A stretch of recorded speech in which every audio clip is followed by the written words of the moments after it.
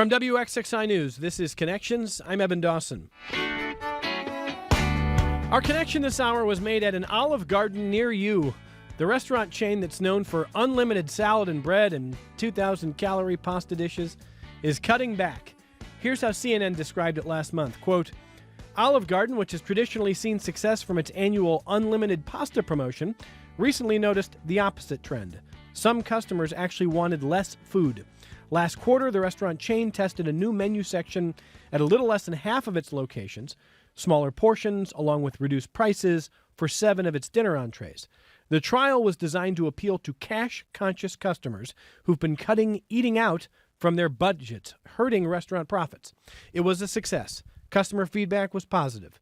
The chain's internal affordability metric jumped 15%, and early signs showed that the new menu was not only bringing diners back, but perhaps even turning them into regulars, end quote. Meanwhile, the New York Times reports that mid-priced steakhouses and fine dining establishments are trying to figure out how to cover their rising costs without scaring away customers. And the rising cost of all kinds of food products is affecting coffee houses, bakeries. This hour, we're looking at what a number of local businesses are doing to try to hang in there, keep customers coming back, and survive this extended period of inflation and high prices. We've noticed local businesses reaching out directly to customers on their social media, explaining how rough the past year has been. We've invited some who are making that kind of painfully honest outreach. We're going to welcome them now.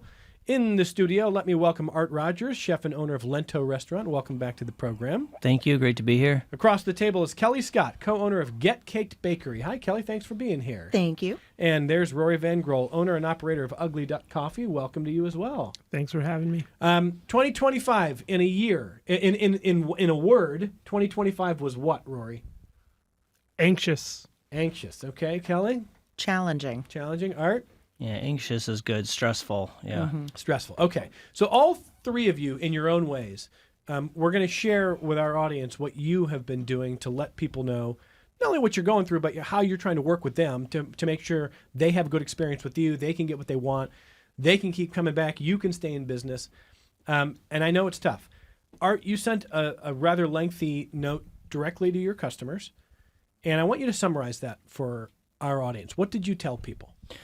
So I listened to WXXI exclusively, and over the course of the year, I listened to things like Marketplace and other business things, and just gleaned what was happening with consumers overall in America and in Rochester. I learned a lot of things on connections as well. So I just sat down at the starting of the year and was like, if this is what is affecting people's decisions to go out to dinner I am going to try and hit all those trends that kind of like what you just said about the Olive Garden. I wasn't even aware of that until right now, but if it could make the portions a little bit smaller for price-conscious people, hopefully that will lead to an increase in volume because people will be like, well, now maybe Lento isn't a special occasion restaurant that's so expensive. We can go there more often when we just want to go out on like a Friday night dinner. And there is an uptick in single dining and people looking for smaller portions. They can go out and not have such a huge portion that they can't finish. So I took that into consideration, as well as the no and low ABV drinks as well. Those were the three main things that I took away as trends moving into 2026. There's a lot of restaurants, and no shade, by the way. I mean, like, I'm just observing something here. But there's a lot of restaurants where you can't get a steak for under $50 now. There's a number of entrees, $40, $50, $60. You write to your customers, starting in 2026, we are readjusting our menu so there are no items over $35. And I know $35 for some people is still a lot of money. Sure. But that's the high point. Correct. That signal is meant to say what? I mean, essentially what you've been saying, which is that we're trying to be affordable enough that you can come here regularly, not once a year, not 0 times a year? Exactly, yes. Okay. Yep. Mm-hmm. Yes. What has the feedback from your customers been so far? From what I've been told on all our social media, it's been quite positive. We were pretty busy last week. There was a play at the auditorium, so I think that drove in a lot of people, but we had a decent week last week, and a lot of people did say that they saw the memo that I wrote online, and that brought them in, or reminded them of Lento, and put it back on their radar. And it wasn't uncommon for people to be like, "Oh, I haven't been here in 5-10 years, and we sort of forgot about you, and now we're back in your consciousness, and we like this statement." And so I think it's been positive so far. I was at a family Christmas party, and we were playing a family game of Family Feud. And one of the Family Feud categories was fill in this skinny blank. I'm not thinking skinny dipping because I'm a good upstanding person, but no, I'm thinking of lots of things. But one of the younger women in our family immediately said Skinnylicious. And we're like, what? Like Cheesecake Factory. That's the Skinnylicious menu. Mm-hmm. So it'd been a while since I've to me. Art, you're at Lento all the time. You're not at the chains, man. So it'd been years since I've been to a Cheesecake Factory. But I look up the Skinnylicious menu, and they still have 900 calorie. Not all of them. There's some that's a lot less, right? But I remember when the first Cheesecake Factory opened in the Rochester area. I was working at local commercial television news. This was a pretty big news story when new chains come in. And talking to the first people who went there for a news story, the refrain was this: this place is amazing. The portions are huge. The portions are huge. The portions are huge. Whether it's a piece of cheesecake, a burger, whatever. What you are saying to your customers is, we're going to reduce the size of portions, partially to cut the cost down for you, the price, but also because people have been asking you or telling you, I can't even finish sometimes. And that's not always a pleasurable experience. So are we entering a new era in dining where people are going to not just say, well, the portion's huge, but instead of it's more appropriate, it's also fairly priced? Do you think this is a temporary blip, or is that where we're going? I'd like to think that's where it's going. I mean, that's how I like to eat. If you're going out to a nice restaurant, I like to be able to order everything on the menu. And if everything on the menu is humongous, you're not going to be able to do that. So that was part of my thinking. I don't like, I'm probably in the minority saying this, but I will complain if the portions are too big. Not to the restaurant, but later I'll be like, oh, everything was delicious. Those portions were way too big. Like, we could have had, way more interesting things on the menu, but I'm stuffed. And I'm hoping that's a trend or a way people are thinking now when they go out for dining. And just to something that you said, two things, actually. We didn't reduce the portions on everything. Some of the stuff I just lowered the prices. Some of the stuff we did lower the portions to match the prices, so it's not like shrinkflation. Okay. Okay. And also, Lento opened the same month as that Cheesecake Factory that you covered. 2007. And I remember calling the Cheesecake Factory when we had an empty restaurant, and they're like, oh yeah, it's like 2.5 hour wait. And I was like, oh my God, I can't believe this. I'm laughing because you have such a deadpan way. Like, it's funny now, but like, I'm not laughing. Like, that's a real plight for you. It was at the time. I was like, yeah, this is unbelievable. But yeah, so yeah, we're been hanging in there with the Cheesecake Factory for nearly 20 years. Yeah. You're going to turn 20 next year. You're hanging in there. Yeah. Okay, I'm going to turn to your colleagues. But to kind of finish off a couple of points here. Some of the items on the menu, you simply just cut prices, you said. Didn't change the portion size. That's right. Okay. Yep. Your margins are already tight. Yep. Okay. How tight is it going to be then? Well, it's a bit of a risk. I'm hoping it'll even out by having a higher volume of customers. If more people come in, that leads to more revenue, and that should solve that problem. Okay. But obviously, I have no idea if it's going to drive more people in. So, yeah, there is an unknown factor here. Okay. And then the other point I wonder what you think about is if people say, look, you can bring me a burger the size of an aircraft carrier. I'll just have half of it for lunch tomorrow and I get more for my money. What do you think? I'm never going to get those customers. Those people aren't going to Lento. Correct. I don't think so. Okay. Yeah.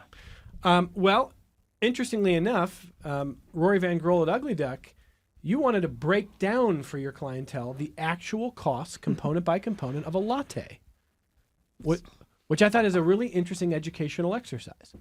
Why did you do that? Well, I made a post, and someone asked what it would cost. And so regardless, in good faith, I did it. Someone was like, this is a bot. Like, no one's, this is just a random thing. And I was like, well, it's good practice anyway, to look into it first of the year, to like reanalyze your costs and look at what you're paying. And so I just did a general, like, quick look at numbers and threw it out there, put it together, and just so people could see what the actual cost might look like to the drinks or beverages that you're consuming are. What does a latte cost in your shop? $5.25, including tax. Can you walk us through some of the components then? Well, I mean, you're dealing with a luxury product, just like art is. Like people don't have to come in and get coffee every day, and I realize that, and I recognize that, and I feel grateful for the folks that do support us, and that's amazing. And we source coffee that's a specialty coffee that is better than most, not all, but most. And that's what we lean into, and we hopefully prepare that in a way that people really connect to people. So our margin is less, and we're not necessarily that profit margin that I think a lot of folks in our industry have baked into, the 30, 30, 30, 10. Like the 10 is non-existent anymore. Hold on, 30, 30, 30, 10. You want to do a quick explanation? Yeah, so I mean, you're doing 30% cost of goods, 30% payroll, 30% overhead, essentially. And then 10%. And 10% profit. Profit, ideally. Yeah, ideally in the grand scheme of the world. But I don't think there's many folks, especially small businesses, that are taking 10% profit. Okay. That's a no over there. No. Art, 10%. That's the margin is not double digits. Okay, so the margin's really tight. What was the response from your customers learning about those components? Overall, great. People appreciate seeing that? Absolutely. I think people were coming into the shop and they were like, this was amazing. This was really nice to see, and gave perspective on what their drinks go to, what their cost is going to. So why not charge $6 for a latte? I mean, you can, but here's the thing where you get in coffee, you can get there, right? So if you're adding a flavor, you can get there very easily. If you're raising the price, you can get, or raising the size of beverage, you can get there. So the scale goes up for us, where maybe at the restaurant you're not ordering an extra large steak, but people can order a large coffee or a large latte, and they're getting to that point. And I don't think people are going to feel good about spending more all the time. So it's that volume-based metric. What else have you been doing to reach out to customers and communicate with them about what's going on? I think for us at Ugly Duck, we're just to be authentic, support our team as much as we can, and lean into that and allow our team to be their authentic selves. And I think our team communicates that and lives that and feels good about working in the space that they are, and that allows people to feel good about coming in, that they know that their team the team at the shop is taken care of. Well, we're going to ask all of our guests coming up here. I'm very curious to know what costs the most for the products that they're bringing in, where their biggest profit margin is, and what they think customers would say if prices went up even more. Let's get Kelly's take on this. Kelly Scott's co-owner of Get Caked Bakery. Yep. And you've been in business for how long now? About to hit 13 years. 13 years for you, because Ugly Duck is how long? 10 years. And going to be 20 years in 2027 for Lento. So it's 20 years and 22, yes, correct. So you're coming up on 19 years. 19, yep. So 13 years for you, Kelly. How was 2025? Stressful, anxious, challenging? Definitely very challenging. What was it like? It's just, around every corner, just one more challenge and one more thing to either fix, or one more problem to sort out, whether that's cost of ingredients or, with the accessibility of ingredients as well. We bake everything from scratch, so I can't just, rely on like a box mix or anything like that. So, for example, last year we had our shortening supplier, because we use vegetable shortening for our frosting. They changed where they got it from, and the taste was completely different. It tasted like tomatoes, and I can't have frosting that tastes like tomatoes. So I had to Seems completely like a deal source. breaker. Right. Yeah. So I had to completely source a new product, like a completely new shortening, and then figure out how all that is going to work with all of the rest of the baked goods, because it changes the consistency of the frosting, and I could go on and on.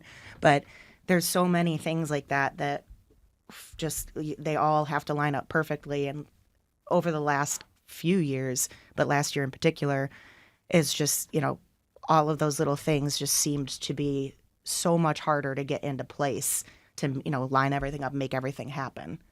So what did you do to communicate with your customers? Well, I mean, last year we increased the price on some of our custom goods, which we felt was a lot, more easily justifiable since it's custom items.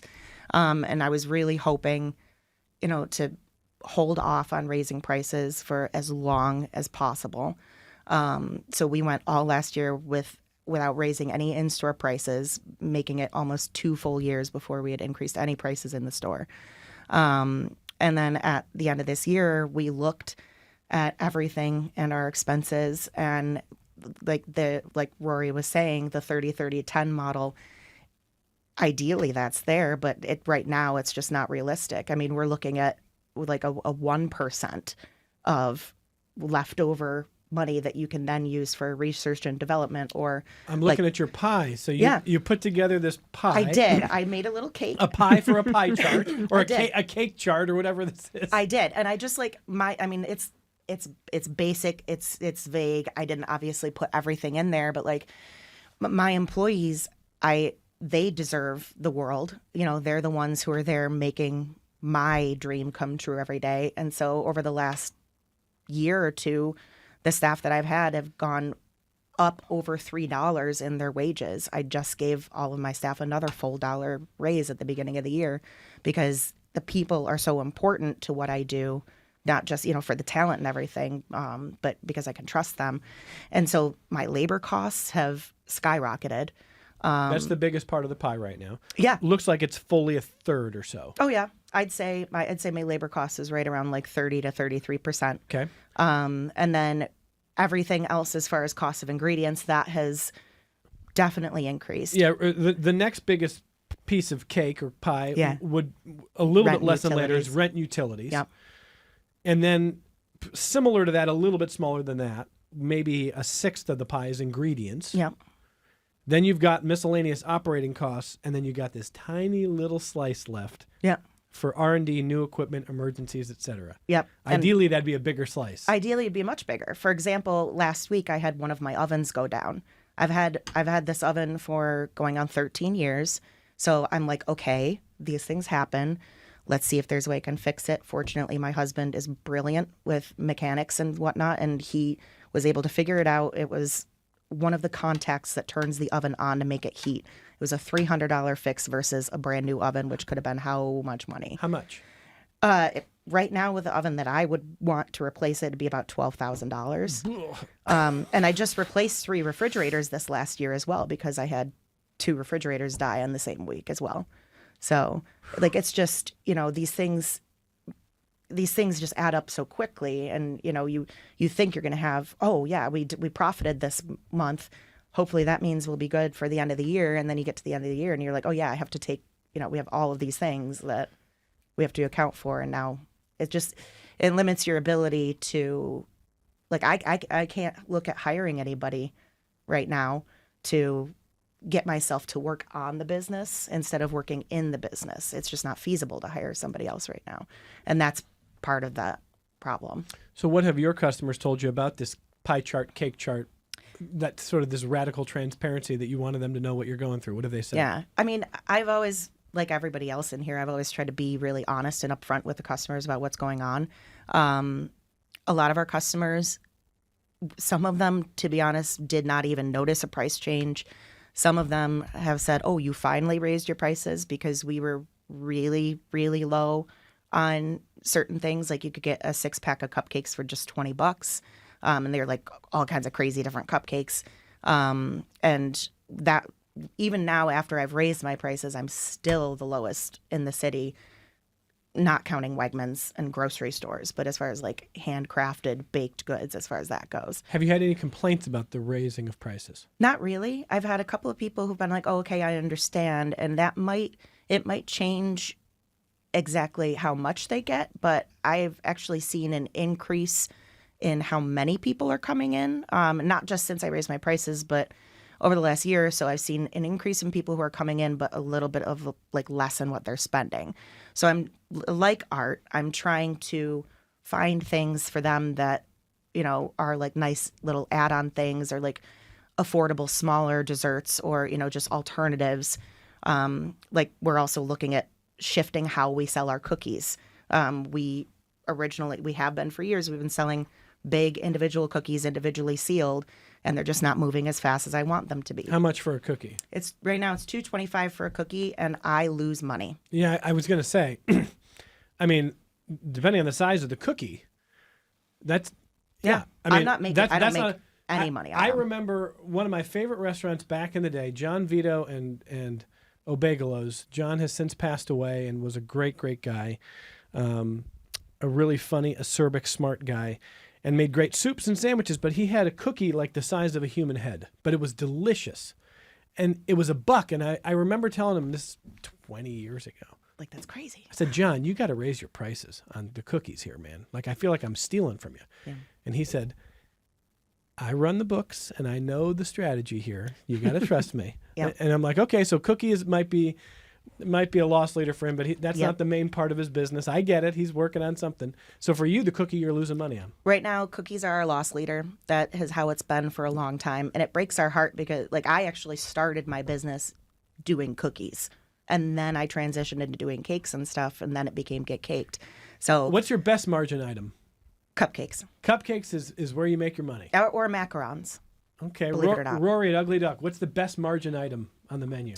On our menu, great question. I would say in the summer, probably our slushy, because it's a specialty thing. Yep. And then I would say the best margin would be your in-house mug of coffee. Just drip coffee, not a Drip. special. Yeah, yeah. just our drip coffee. Okay.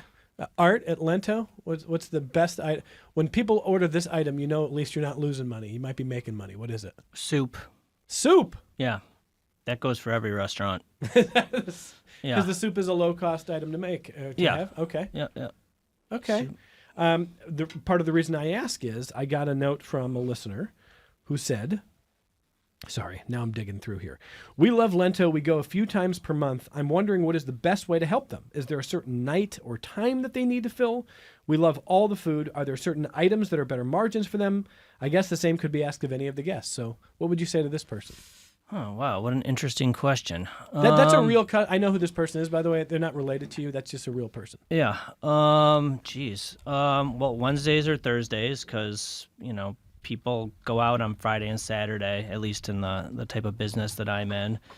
I would say Tuesdays as well. We do our $1 oyster special on Tuesdays, and we don't need much help getting people in the door for that. So we're already like booked tonight until 8 o'clock in this frigid weather in January selling raw oysters. So, yeah, no, just order what you want when you're in. I don't want you to order something for my benefit. Order what's going to make you happy and what you think is delicious on the menu. I mean, how are your squash blossoms? Is that a good return item? You have them for like 2 weeks a year. Yeah, those are good. Yeah. They're gone already.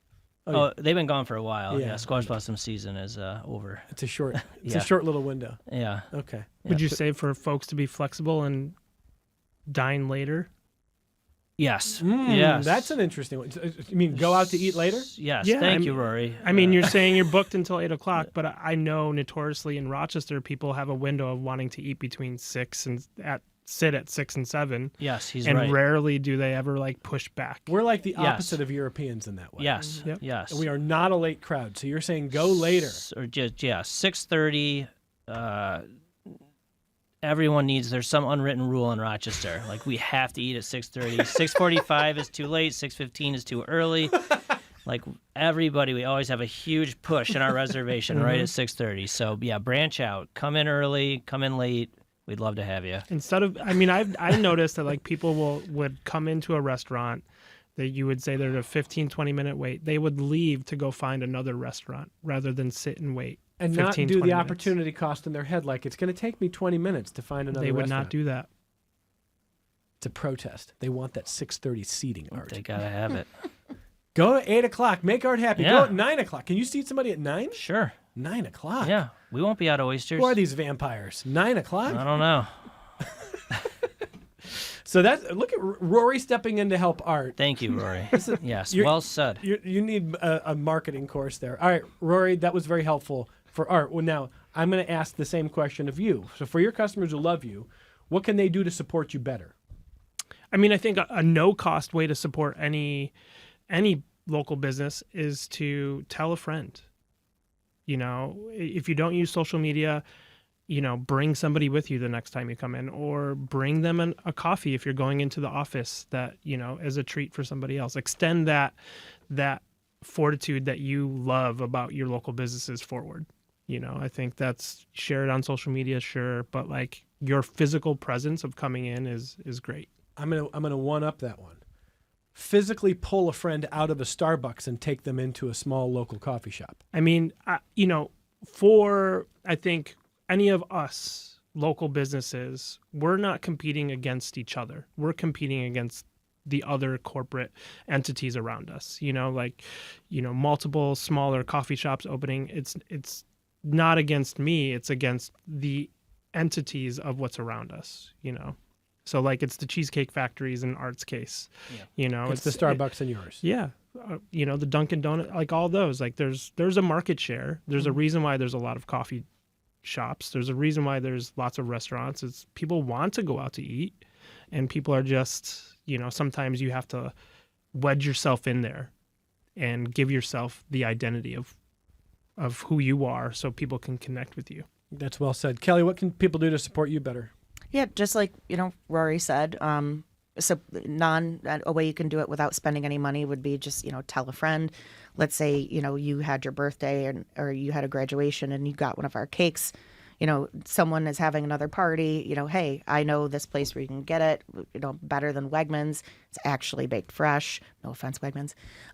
You know, This is the first Wegman shade we've gotten in a while. This is pretty spicy. no, but, you know, just support like that. You know, another great thing that is really great for us, if you have a great experience somewhere, leave a 5-star review. And, you know, or if you don't have a good experience, don't leave a bad review. Try and contact the place and talk about it and maybe suggest, you know, hey, this is an issue I had, or, you know, if the person really cares about the business, they're going to do all they can to try and make it better. I think that's also well said. Yeah. So after we take our only break, I've got some more emails to share. I am going to ask our guests, a couple of our listeners have emailed to ask, have tariffs or just inflation affected just your regular prices? I mean, I'm sure the answer is yes, but we're going to talk about how. We're talking to Kelly Scott, co-owner of Get Caked Bakery, Rory Van Grohl, the owner and operator of Ugly Duck Coffee, Art Rogers, the chef and owner of Lento Restaurant. It has been a very difficult 2025, and they're all communicating with their clienteles in different ways as they move through 2026, trying some different things and trying to be transparent about what they're going through. So let's take this break. We'll come right back to your questions. Support for your public radio station comes from our members and from Mary Cariola Center, proud supporter of Connections with Evan Dawson, believing an informed and engaged community is a connected one. MaryCariola.org. This is Connections. I'm Evan Dawson.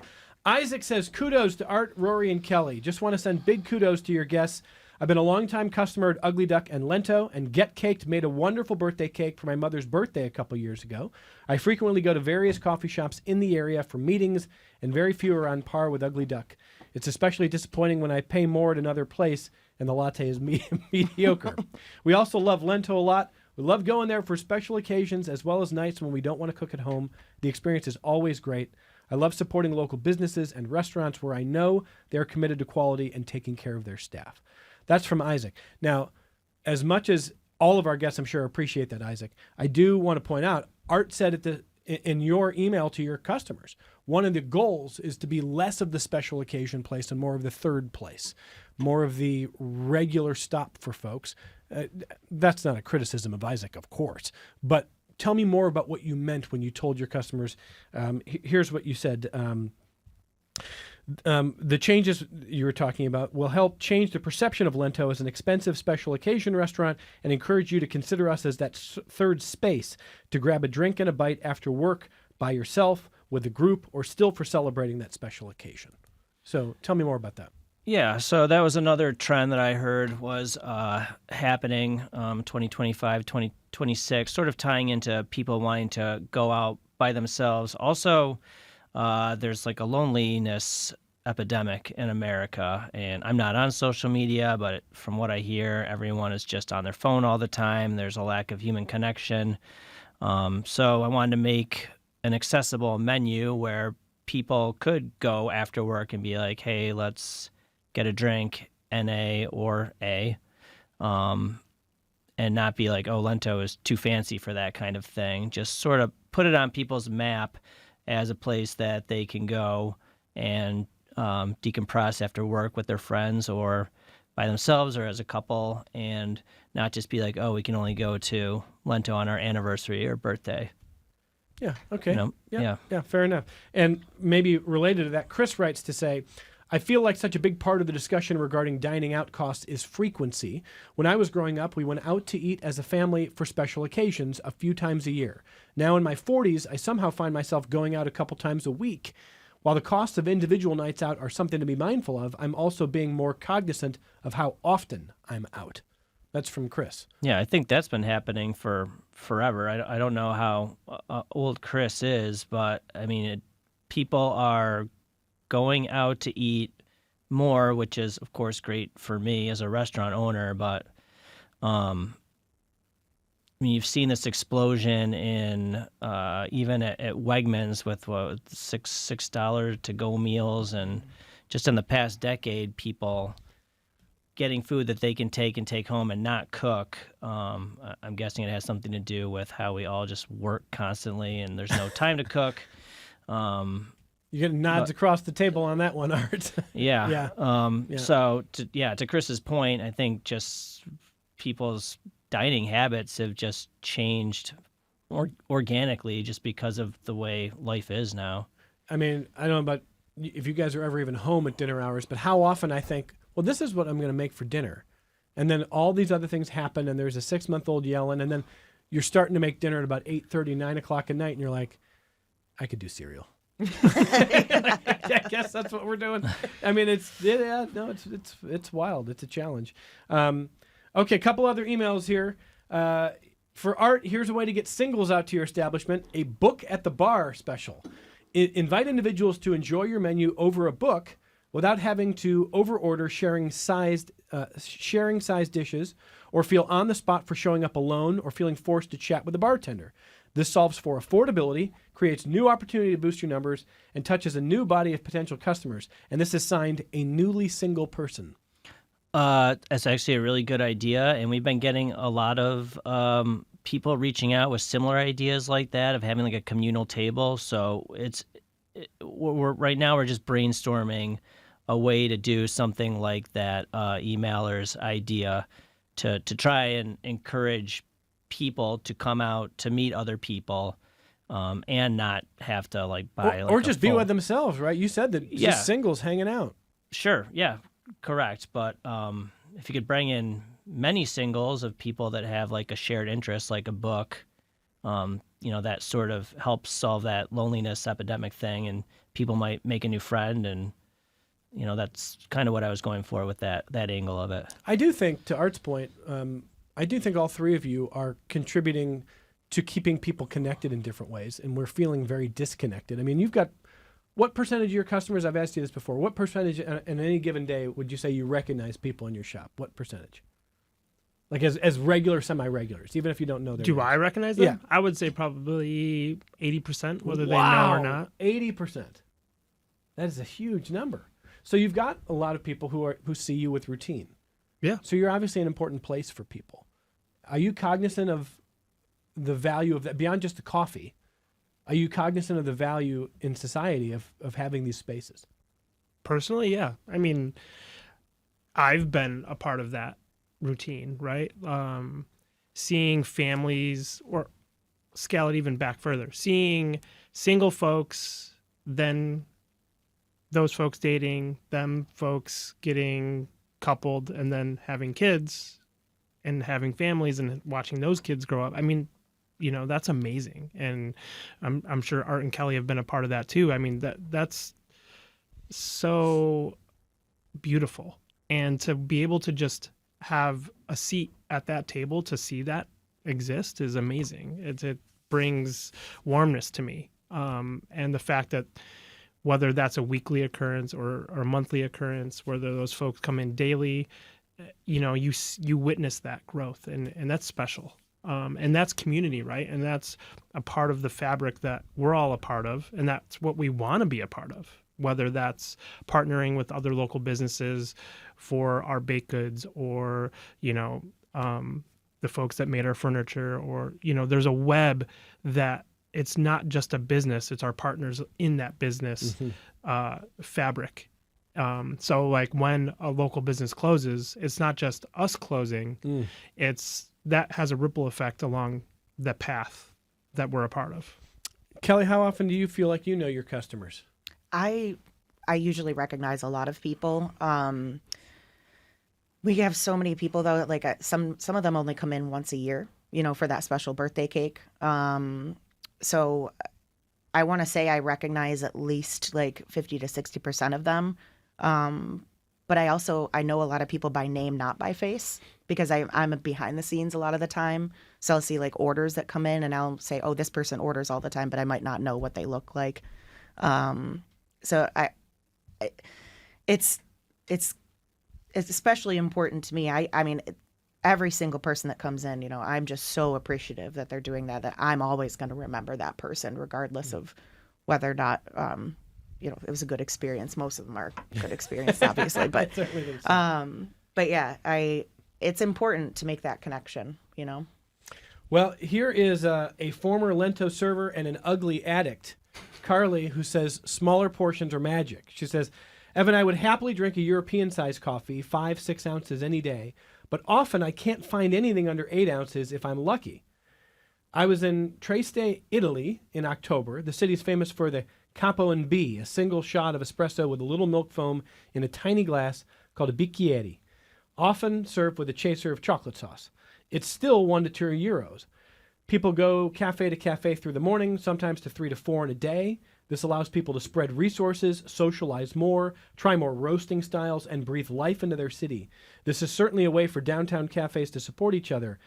Capo and B Club, let's go. That's what Carly says. Okay, what do you think? What do you think, the coffee man in the group? I mean, interesting. I know that there is laws in effect in Italy to stymie the cost of coffee in certain areas. So that might be a reason why that is a shared cost, that those folks can't raise their prices anymore. Mm-hmm. Interesting. Yeah. Okay. So depending on everyone's coffees are in the coffee industry, we're not a roaster, so our costs are higher. So other folks that are coffee shops that are roasting their coffees are lower. Their price is lower. So certainly, I remember the Paul Rudd scene. And actually, I haven't even seen the movie. I've seen the scene where he's going off on the Starbucks coffee sizes, the Venti and the Grande, whatever. I mean, trust me, it's a great scene with Paul Rudd, and he's being a total jerk in the scene. But but it's funny. But part of his point is like, we're talking about a lot of ounces here. I mean, are we over consuming in terms of portion? I mean, yes. Yeah. Absolutely. I mean, just like Art was saying, like, I think the perfect meal out, and I'm with Art, is like, I typically complain about how big a portion is. I don't want to take things home as the leftovers. Like, I want to consume everything's in front of me, and I want to have room for dessert. You know what I mean? Like, that's what I would want going out to eat. I think we Americanize and we want more, whether or not we even consume it. And I think that is a cultural thing. I think we're also open to more experiences when we're traveling or vacationing or in Europe. And we don't want that in our routine necessarily when we come back to it. What do you think, Kelly?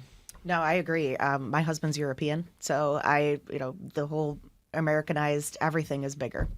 Portions. People will just want more for less. I feel that's just culturally what it's been built up to. I feel like for at least the last 20 or 30 years of my life. Boy, there was a few years in there where I thought the Europeans, like your husband, were going to win, and we were going to go to a European-style tipping model, but that never happened here. No. That seems to have died away, that movement. Yeah. Okay, interesting. All right, to your phone calls. Robert in Fairport. Hello, Robert. Go ahead. Yeah, thanks for taking my call. Couple things. First off, the smaller portions of the Cheesecake Factory, GLP-1s are driving a lot of this. People can't. That's interesting. Yep. They can't eat these huge portions. Your coffee guy. I mean, coffee's been on a tear because of crop failures in West Africa. Not West Africa, but in the coffee growing regions around the world, there's been a lot of crop failures and stuff there. But the real question is the effect of the minimum wage. I mean, since December 2021, it was $13.20. It's $16 now. I'm not sure that's restaurants, but that's outside of New York City. That's like a 21% increase in 4 years. Yeah. So, Robert, thank you. And there's tipped workers in this state have historically had a different situation. Let me just first say, before I let our guests talk about minimum wage, that there is actual research building on Robert's point about GLP-1s. That is affecting the way American diners are demanding portions bigger or smaller, and they're looking for smaller because they have smaller appetites. So as the Ozempics of the world proliferate, it is actually affecting restaurants. And I mean, again, I don't want to overstate it, but a number of national publications have looked at this. Is that too early to say, or have you experienced that at Lento? No, that's news to me, but it makes perfect sense. Right. So, okay. So now he's wondering about minimum wage. And Robert is right that minimum wage has been going up in New York State. Tipped wage is still lower, right? Is that correct, everybody here? Lower, but it's high. What's the tipped wage? Tipped workers' wage? 12-ish, something like that. 11.50. I mean, so I'm in a different situation because I don't necessarily have servers. My employees still get tips, but they make a very high hourly wage as well. Okay. But Robert's implying, though, that that's put more of a squeeze on businesses. Do you agree? Yeah. I mean, just like Kelly was saying before, labor has always been our number one cost. Yeah. Because just like Kelly, we make everything from scratch, so we have a ton of labor. Do you think the wage is unreasonable? I don't know. I don't know how large my employees are living. I don't think they're living large. I mean, I know my employees aren't living too large, but, having been on the other side as an employee, and then seeing their struggles and now being an employer and seeing their struggles, I think the increase was definitely needed. I mean, I think we all know that everything has gotten more expensive, and so with inflation, if we're going to increase costs of everything else that we're buying and that we're selling, then we need to give them more money too. I don't think it's unreasonable, but I don't know. I'm not a politician. Right, yeah, same. Rory, what do you think? I'm happy to pay my team more. Yeah. I think that the value they bring to our business is amazing. And the minimum wage for us is $16 an hour. And then we add on to that however we can and what makes sense to us. So I'm happy to pay as much as I can to our team. Right. And I would just say, like, as far as the coffee producing, the comment about that, I mean, it's an agricultural product. So, I mean, you're going to have ebbs and flows in that realm as far as the growing regions and what's capable there. Robert, thank you. Dan in Rochester, co-owner of Angelina's in the South Wedge, called in to echo Art's thoughts on maybe offering smaller portions and encouraging more singles to feel comfortable coming out and dining. So we'll see. This will be an interesting year. We'll check in. Yeah. In 6-12 months, I think we'll have more of a sample size. So thank you for that, Dan. And then a couple of emails just asking if tariffs have affected your prices. Tariffs, any effect, Rory? Absolutely. How? So we use biodegradable, compostable cups. Those are not made in the U.S. We have seen that price triple since 2020. And no costs have gone down since COVID. And then the tariffs that got tacked on to coffee producing countries. Brazil, for example, is between a 40 and 50% tariff. You won't see any regulation until that, even though it was dropped. Technically, I mean, those green coffees have already been bought. So 9 months from when that tariff was quote unquote dropped is when you'll see maybe some sort of like adjustment for those coffee producing countries. Well, listen, the purpose is to manufacture at home, so it's about time our mountains in western New York are growing coffee. Yeah, let's get on that. Okay. Kelly, tariffs effect on you? Yeah, 100%. How? Cocoa powder and chocolate in general being a huge one, since we don't produce it here. And, not just with the ethics involved, but with the accessibility of chocolate. So that with tariff, it's at least quadrupled in price. Wow. Yeah. Wow. Oh, chocolate, yeah. Sugar, canola oil, palm shortening, lots of soy shortening available, but we don't, I have a lot of people who are soy free, so I have to look at alternatives for that. And then little things, a lot of little things like decorative additions and, obscure cake details that I need to procure or make myself. It's just all gone up. Okay. Art Rogers at Lento, tariffs, have they affected you? Not as much as these two. I buy coffee and I buy chocolate, and they are both expensive, but obviously not to the extent of my fellow guests here. But yes, like Kelly said, like disposable gloves, fryer oil, things like that. I don't know if that's tariffs or just corporate greed, because those, like Rory was saying, they doubled, tripled during COVID, and then they just Kept them up. left them there. Yeah. Kosher salt, Diamond Crystal kosher salt, it's insanely, I don't know what's going on. But yeah, mostly like little things like that. What about the price of meat, beef? Because I buy all my meat from local farmers, it's always been exquisitely expensive, and I haven't seen much change in that. Last time we either talked, way. that was the same kind of story, so that hasn't moved Yeah. too much from you. No, because Okay. I don't buy on the So, but meat has always been pretty expensive for you because you're buying locally. from small local Smaller farms. farms. Oh yeah, so expensive. And you put it right on the menu. You know where it's coming from. You know where it's coming from. Yep. So you're not buying from CAFOs in the Midwest, and all of a sudden prices are going up. No. Okay. What's the most expensive item that you have to work with regularly? Chocolate. Chocolate. Yeah, it's insane. Like she said, it's like 4 times. We were just talking about it when we were waiting to come on the show. It's How do you make a chocolate dessert? Carefully, with no waste. Yeah, you can't waste that waste. chocolate anymore. Wow. Or maybe make dessert without chocolate. Yeah, it's coming. I mean, it just keeps going up and up, and I think it's environmental factors, and there probably are tariffs because chocolate doesn't just come from one place. But No. yeah, it's really high. Is chocolate number one for you?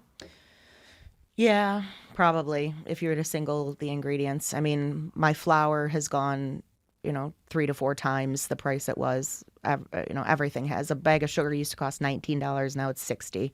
So Wow. yeah, Wow. And what about you? Most expensive item? Probably milk, and that includes alternative milks too. Yeah. yeah, I was told all these prices had gone down, guys. lies. Not happening.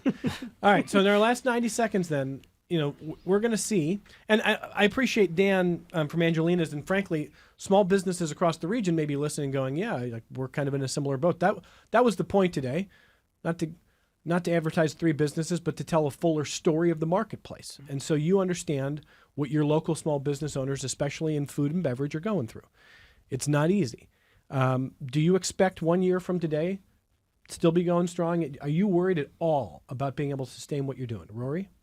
We'll be here. You're going to be I mean, I'm obviously worried in what capacity, but I mean, I'm worried more in the sense of like, I just want to take care of my people. Okay. Callie, what about you? Yeah, we'll be here. Worried about, again, like Rory said, how much basically will be left over to keep us pushing forward and keep, expanding new things. But, we're just going to keep plugging along. Art Rogers? Yeah, as long as you folks keep coming out to eat, we'll keep plugging along. And I mean, we need you to come out and support our businesses. It's the only way we're going to survive. How long did it take you to make that first million? Still working on that. Small businesses. Yeah, I mean, right. I know it's tough, and I just want to I send a lot of love to small business owners across our region. Hasn't been an easy stretch of years. Last year in particular has been really hard. But good luck to you. And maybe if you're going out to eat, as Art said, or as Rory said, go late. Everybody's going at 6:30. Art Rogers, chef and owner of Lento Restaurant in the Village Gate. Thank you for being here. Thank you. Kelly Scott, co-owner of Get Caked Bakery. Where are you located? Right in the Village Gate, right down the in hall the from Village Lento. Gate. You guys are neighbors. Yep. How about that? Yep. Thanks for being here. Thank you. Rory Van Grohl, Ugly Duck Coffee. Where are you located? 89 Charlotte Street, right behind Red and over by the Little Theater. Thanks for being here, as always. Thanks for having me. And from all of us at Connections, thanks for watching, listening, finding us on whatever platforms you're finding us on. I'm Evan Dawson, and from all of us, we'll be back with you tomorrow on member-supported public media.